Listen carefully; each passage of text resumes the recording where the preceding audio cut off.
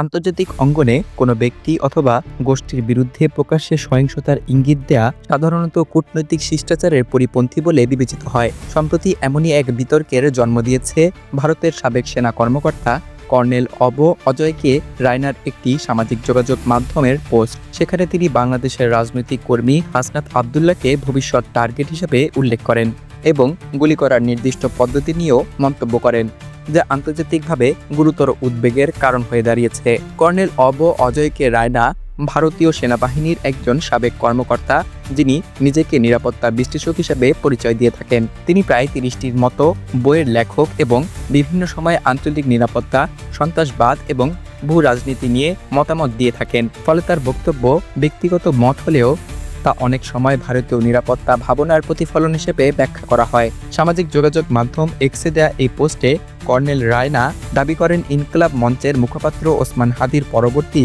লক্ষ্য হতে পারেন হাসনাত আবদুল্লাহ। আরও বিস্ময়করভাবে তিনি উল্লেখ করেন, মাথায় নয়, ঘাড়ে গুলি করতে হবে, যা সরাসরি হত্যার কৌশল নির্দেশনার মতো শোনায়। এমন ভাষা আন্তর্জাতিক আইনে স্বীকৃত ডেথ থ্রেট অথবা প্রাণনাশের হুমকির সংজ্ঞার সঙ্গে সামঞ্জস্যপূর্ণ বলে অনেক বিশ্লেষক মনে করছেন। এই পোস্ট প্রকাশের পরপরই বাংলাদেশ সহ দক্ষিণ এশিয়ার সামাজিক মাধ্যমে ব্যাপক সমালোচনার ঝড় ওঠে। অনেক প্রভাবশালী মিডিয়া বিশ্লেষক এবং রাজনৈতিক পর্যবেক্ষক এটিকে বাংলাদেশের রাজনৈতিক ব্যক্তিত্বদের বিরুদ্ধে সরাসরি হত্যার হুমকি হিসেবে অভিহিত করেন। কেউ কেউ ইনকিলাব মঞ্চের হাদির ওপর সাম্প্রতিক হামলার সঙ্গে এই ব্যক্তির সম্ভাব্য যোগসূত্র নিয়েও প্রশ্ন তোলেন।